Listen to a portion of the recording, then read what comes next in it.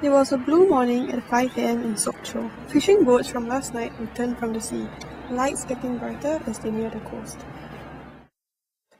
After breakfast at the hotel, we took a cab to the intercity terminal for the 8:30 bus to Gangneung.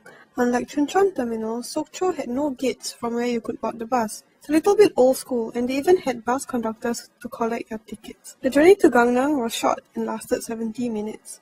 Upon reaching, we stored our luggage at the train station as we were headed for Jongdongjin. They ran out the large lockers, but the ticket officer was generous enough to safekeep Charmaine's bag in their office.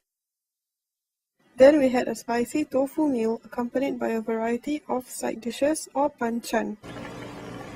I thought this was really cool, a rack for you to charge your phones while you eat. By 11, we were back at the station for a 15-minute ride to Jongdongjin.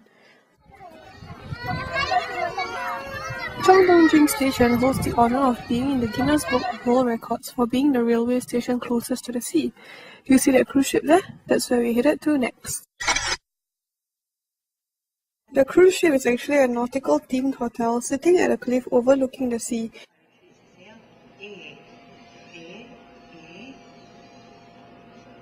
After settling the accommodation, we explored the hotel and was blown away by this amazing view. The town is so small that we could even see the railway station from our own room. Something strange happened on the way to the Unification Park. The driver picked up another passenger along the way, which actually is not allowed in Korea, so shh. Like the Unification Park we were headed for, the guard posts and barbed wire were a constant reminder of how close we are to the DMZ, and sadly, how much North Korea will continue to be an ever-present threat to the south without the promise of unification. This American warship was the first thing that caught my eye when we got there, in which we saw several things such as the communications room, a barbershop, and the galley. But the highlight definitely was this, an authentic communist submarine. Even the stern was broken. Before I tell you why, helmets first. This sub was used by a group of North Korean guerrillas as a vehicle for a spy mission but got stranded in undersea rocks near the South Korean shore. So after burning important information, they abandoned the submarine before taking cover in the mountains.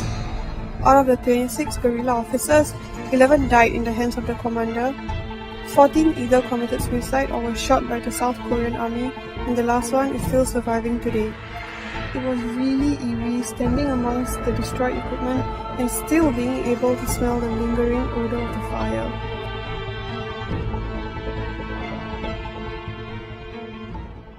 To get back, we had to take a public bus which only arrives hourly. Instead of waiting at the bus stop, the super kind employees invited us to sit in their office and even offered us drinks.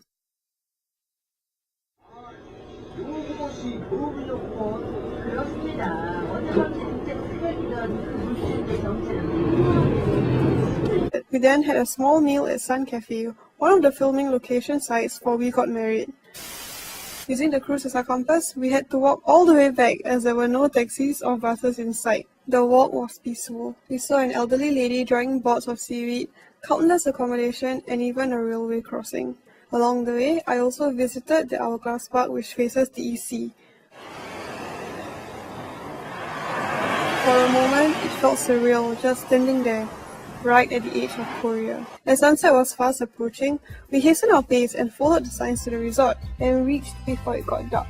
Instead of heading straight for our rooms, we checked out another park within the hotel and headed for the observatory to enjoy the beautiful nightscape of the tiny coastal town.